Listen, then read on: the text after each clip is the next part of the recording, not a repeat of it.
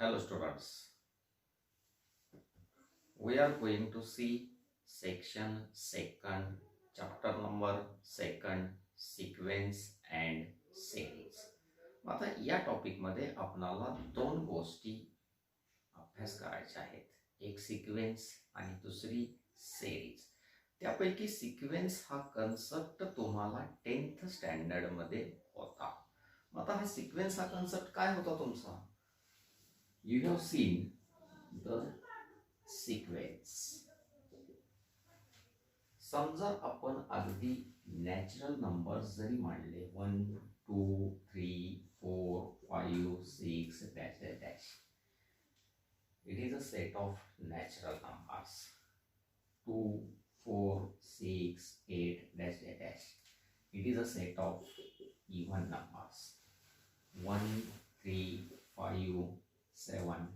It is a set of odd numbers. त्यानंतर तुम्ही पुढे पाहिलं 1 4 9, after that 16 25. It is a set of squares of natural numbers.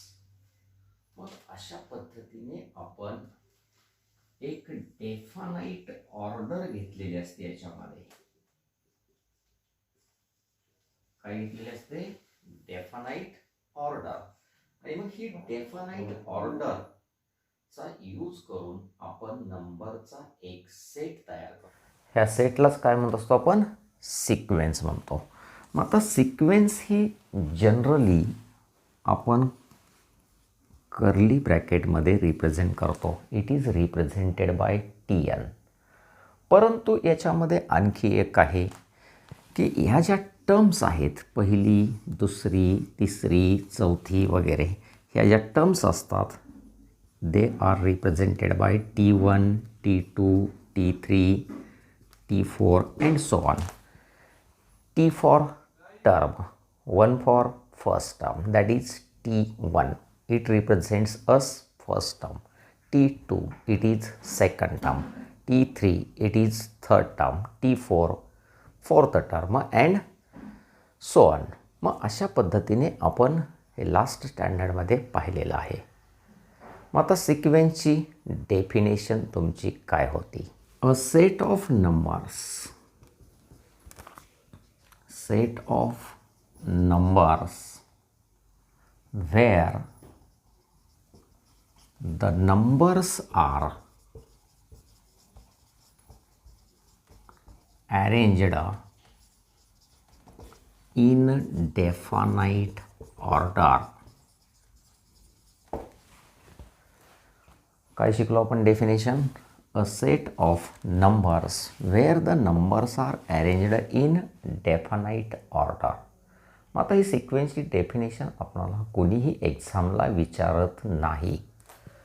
1 2 3 4 5 it is a natural number. 2 4 6 8 एक definite order तिथं पण मगाशी आपण लिहिलं आहे 1 3 5 7. दिस set is of odd numbers 1 4 9 16 25. It is the square set of squares of natural numbers. मग अशा पद्धतीची एक डेफिनाइट ऑर्डर आपल्याकडे असते. याला आपण काय म्हणतो? सिक्वेन्स. मग सिक्वेन्सचे परत दोन प्रकार पडतात. एक फायनाइट सिक्वेन्स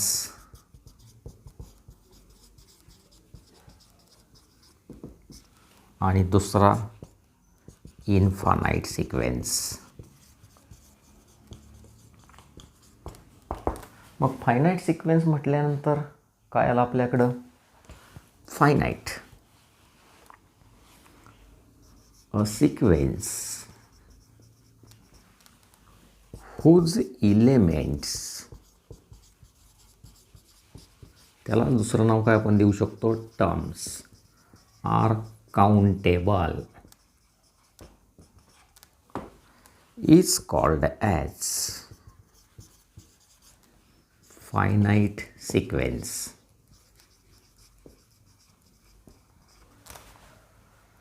मग फायनाइट सिक्वेन्समध्ये आपण काय पाहिलं? अ सिक्वेन्स हुज इलेमेंट्स म्हणजेच terms are countable is called as finite sequence.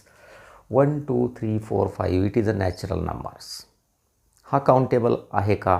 किंवा याच्यामधल्या टर्म आपण मोजू शकतो का? याच्यामध्ये 100 टर्म आहेत, 1000 टर्म आहेत, 1050 टर्म आहेत, असं काही सांगू शकतो का? तर नाही. मग असं जेव्हा आपण डेफिनेटली सांगू शकत नाही की दिलेल्या सिक्वेन्समध्ये किती टर्म आहेत, तर त्यावेळी ती सिक्वेन्स फायनाईट असते का इन्फानाईट असते? तर ज्याच्यामध्ये आपण सांगू शकतो, समजा आणखी एक एक्झाम्पल घेतलं आपण, a set of natural numbers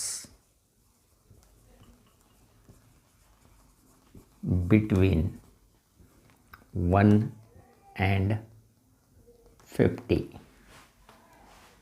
आता हा जर सेट तयार करायचा प्रयत्न केला तर 1 2 3 नॅचरल नंबर घेतो आहे आपण, लास्टला किती येणार तुमच्याकडं? 50. मग याच्यामध्ये टोटल एलिमेंट किंवा टोटल टर्म्स किती आहेत हे आपण एक्झॅक्टली सांगू शकतो त्यावेळी. आणि जर याची सिक्वेन्स म्हणून आपण कन्सिडर केलं, then that sequence is a finite sequence. आणि मग इन्फानाईटमध्ये काय येणार? A sequence whose elements are काउंटेबलच्या ऐवजी not countable is called as infinite sequence. मग यातली कोणती पण सिक्वेन्स घ्या, set of natural number, set of odd number, set of even number, set of squares of natural numbers, मग हे कोणतेही एक्झाम्पल्स आपण कन्सिडर केले, these are the infinite sequences. Last इयरला आपणाला टॉपिकच होता ॲरिथमॅटिक प्रोग्रेशन. आता ॲरिथमॅटिक प्रोग्रेशन आपण कशाला म्हणतो? समजा आपण सेट ऑफ ऑड नंबर्स घेतला किंवा इव्हन नंबर्स घेतला, 2 4 6 8 10 डॅश डॅश डॅश, अशा पद्धतीचा आपण एक सेट घेतला, तर हा जो सेट आहे याच्यामध्ये जर ऑब्झर्वेशन केलं तर ह्या दोन टर्ममधला डिफरन्स किती दिसतो आहे आपल्याला? 2. पुढच्या दोन टर्ममधला डिफरन्स 2, त्याच्या पुढच्या दोन टर्ममधला difference 2.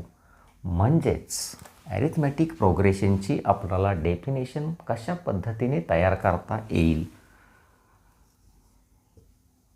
A sequence is said to be in arithmetic progression if, केव्हा म्हणता येईल अरिथमेटिक प्रोग्रेशनमध्ये? If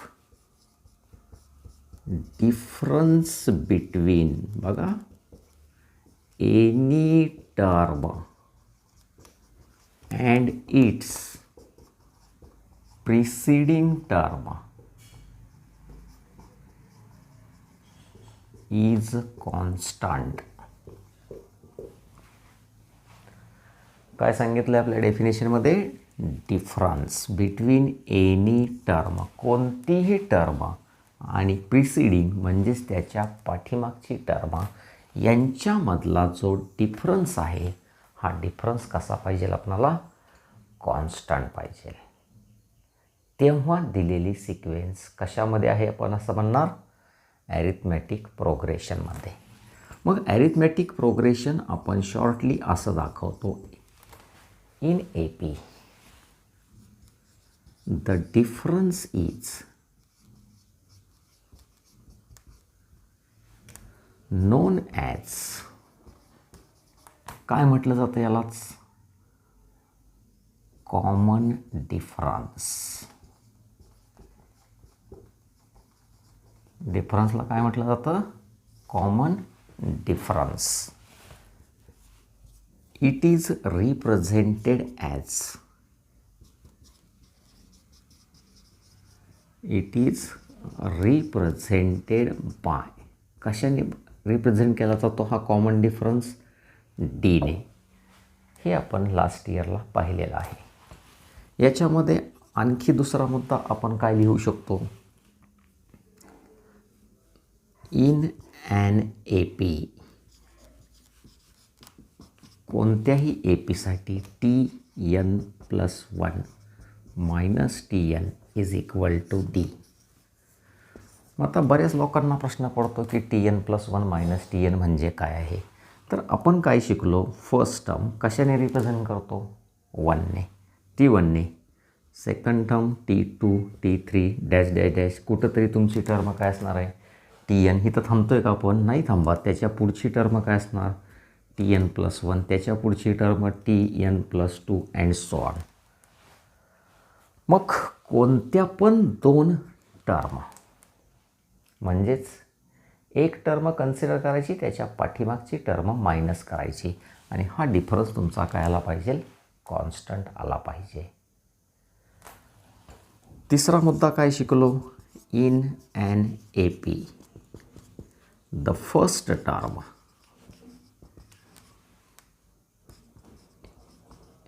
is represented by. मग पहिली टर्म आपण जनरली कशाने रिप्रेझेंट केली होती, प्रॉब्लेम सॉल्व करत असताना एने. Actually T1, T2, T3, T1 is the first term, but for solving the problem it is considered as a. A म्हणजेच कोण आहे, T1. T1 म्हणजेच कोण आहे, ए. दोघांच्यामध्ये कन्फ्युजन करायचं नाही. Number 4,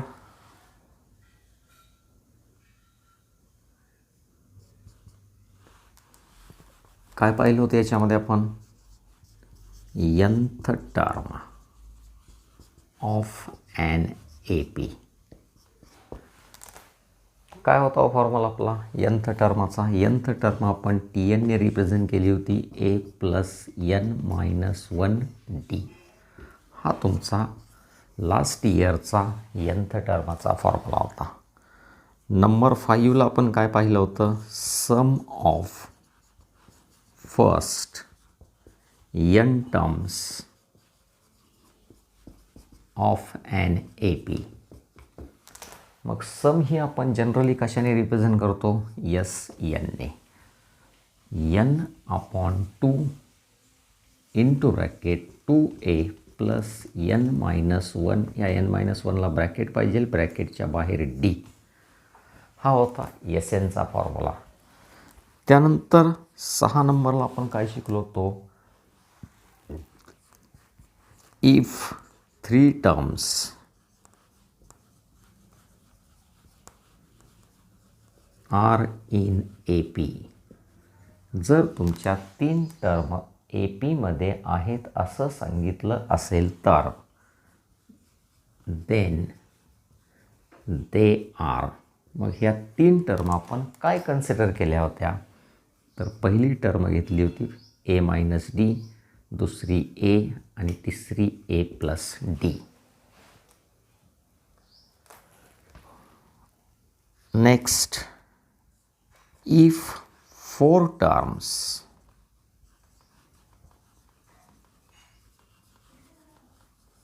are in AP. जर एखाद्या प्रॉब्लेममध्ये तुम्हाला सांगितलं असेल 4 terms are in AP, then they are. मग त्या 4 टर्म काय होत्या, तर 2 पद्धतीने घेतो आपण. एक a-d, a+d आणि a+2d, किंवा a-3d. बघा, a-d, a+d अँड a+3d. मग एक्झाम्पल आपलं कशा पद्धतीचं आहे त्याच्यावरती हे डिपेंडंट आहे की ह्या 4 टर्म कोणत्या कन्सिडर करायच्या, फर्स्ट टाईपच्या का सेकंड टाईपच्या. कंडिशन्स कशा दिलेल्या आहेत, if 5 terms are in A P, then they are. मग ह्या 5 टर्म काय असतात हे तुम्हाला चांगलंच माहीत आहे. काय होत्या ह्या 5 टर्म तुमच्या, a-2d सेकंड टर्म कन्सिडर केली होती आपण ए मायनस डी, नंतर ए प्लस डी आणि ए प्लस 2d. आता हे ॲरिथमॅटिक प्रोग्रेशन आपल्याला 11thला अभ्यासाला नाही, तरी पण आपल्या नोटबुकमध्ये ह्या सगळ्या गोष्टी असणं इम्पॉर्टंट आहे. का तर ॲरिथमॅटिक जर व्यवस्थित समजलं तर आपणाला जॉमेट्रिक समजतं, जॉमेट्रिक समजलं तर ह्या दोघांचा यूज करून पुन्हा हार्मोनिक शिकायचं आहे. मग 11साठी पहिलं आर्टिकल काय आहे तर जॉमेट्रिक प्रोग्रेशन असं पहिलं आर्टिकल आहे. पण 10thमध्ये काय होतं तर ॲरिथमॅटिक प्रोग्रेशन. मग ॲरिथमॅटिक प्रोग्रेशन व्यवस्थित आपल्या नोटबुकमध्ये ह्या सगळ्या गोष्टी असणं गरजेचं आहे. त्याचबरोबर 10th स्टँडर्डमधला ॲरिथमॅटिक प्रोग्रेशन आपण रिव्हाइज करणं आवश्यक आहे. आता पुढचं आर्टिकल आपण शिकणार आहोत जॉमेट्रिक प्रोग्रेशन, जे 11चं आहे. Arithmetic progression, geometric progression, harmonic progression आणि त्यानंतर आपला सेरीज चालू होतो. आणि याच्यावरती CETला पण एक क्वेश्चन असतो आणि JEEला सुद्धा एक क्वेश्चन कंपल्सरी आहेच. Now we have to see geometric progression. आता जॉमेट्रिक प्रोग्रेशनची पहिल्यांदा आपण डेफिनेशन बघूयात. A sequence is said to be in geometric progression if the ratio, आता बघा काय घेतलं आहे रेशो. कोणाचा ratio? Between any term and its preceding term. एखादी टर्म कन्सिडर करा, त्याच्या पाठीमागची टर्म घ्या आणि ह्या दोघांचा रेशो. हा रेशो कसा असला पाहिजे? कॉन्स्टंट. मग आता हा रेशो कॉन्स्टंट असला पाहिजे म्हणजे एक्झॅक्टली काय पाहिजे आपल्याला? समजा आपण कन्सिडर केलं 2, 4, 8, 16 dash dash dash dash dash. मग आता ही सिक्वेन्स तुमची फायनाईट आहे का इन्फानाईट आहे याच्याशी आपल्याला काहीही घेणं देणं नाही. कोणत्याही दोन टर्मचा आपण रेशो काढला, समजा आपण T2/T1 कॅल्क्युलेट केला, मग T2/T1 that is 4/2 that is equal to 2. पुढं कॅल्क्युलेट केलं एखाद्याने T3/T2 that is 8/4 it is also equal to 2. एखाद्याला वाटलं नाही मला T4/T3 कॅल्क्युलेट करायचं आहे that is 16/8 it is also equal to 2. मग जसं ॲरिथमॅटिकमध्ये तुमचा डिफरन्स कॉन्स्टंट होता तसा या ठिकाणी लगतच्या दोन टर्ममधला रेशो कसा आहे? कॉन्स्टंट आहे. एखाद्याने अशी सिक्वेन्स घेतली 1, -1, पुन्हा 1, -1, पुन्हा 1, -1. काहीही घ्या तुम्ही, ह्या दोन टर्मचा रेशो काढला T2/T1 इट इज -1. समजा T3/T1 कॅल्क्युलेट केला इट इज अगेन -1. पुढं T4/T3 कॅल्क्युलेट केला इट इज अगेन -1. मग रेशो जर तुमचा कॉन्स्टंट येत गेला तर ती सिक्वेन्स कशामध्ये आहे असं आपण म्हणणार? In GP, that is geometric progression. A sequence is said to be in geometric progression if the ratio between any term and its preceding term is constant. हा झाला, ही झाली definition. In a GP, the ratio is known as common ratio. Same case आहे. जसं आपण AP मध्ये पाहिलं होतं की डिफरन्सला काय म्हटलं होतं? Common difference. तसं या ठिकाणी जो आपण रेशो घेतोय हा रेशोला काय म्हणायचं आहे आपल्याला? Common ratio. डिफरन्स कशाने रिप्रेझेंट केला होता आपण? डीने. तसं कॉमन रेशो कशाने रिप्रेझेंट करायचा आहे? आरने. R for ratio. दुसरा मुद्दा इन अ GP. मग GPमध्ये काय असतं? Tn+1/Tn. म्हणजे एक टर्म आणि त्याची प्रिसिडिंग टर्म यांचा रेशो तुम्हाला कॉन्स्टंट मिळतो. In a GP the first term is represented by a. मग AP तरी आपण फर्स्ट टर्म कशाने रिप्रेझेंट केली होती? एनेच रिप्रेझेंट केली होती. प्रॉब्लेम सॉल्व करत असताना first term it is always represented by a. आत्तासुद्धा आपल्याला तेच काम करायचं आहे. nth term of a G P. जसं ए पीमध्ये होतं आपल्याकडे nth टर्म, मग nth टर्म काय होती ए पीमधली? Tn is equal to a plus in bracket n-1 bracket complete d. Same case nth term of a G P. Tn is equal to a r raised to n. Tn is equal to a r raised to n. Sum of first n terms of GP. AP मध्ये आपण SNचा formula पाहिला होता. Same केस आपल्याला GP मध्ये सुद्धा SNचा formula आहे. SN is equal to A. A म्हणजे आपल्याला माहीत झालं आहे, it is a first term into bracket 1 minus R. R म्हणजे तुम्हाला माहीत आहे common ratio raise to n upon 1 minus R if R less than 1. मग आता हा फॉर्म्युला पहिला कधी वापरायचा की जेव्हा तुमचा कॉमन रेशिओ लेस दॅन 1 असेल. मग लेस दॅन 1 म्हटल्यानंतर तो कदाचित 0.5 असेल, कदाचित 0.5 असू शकतो, निगेटिव्ह असू शकतो, काही असेल. पण जेव्हा आरची व्हॅल्यू लेस दॅन 1 असते तेव्हा आपल्याला हा फॉर्म्युला वापरायचा आहे. S N is equal to A into bracket R raise to n-1 upon r-1. हा फॉर्म्युला केव्हा यूज करणार आपण? If R greater than 1. त्याच्यामध्ये रिमार्क की जर तुमचा आर एक्झॅक्टली 1 असेल तर एस एनचा फॉर्म्युला काय आहे? A into n. मग आता a into n, a is the first term. समजा तुम्हाला S10 सांगितलं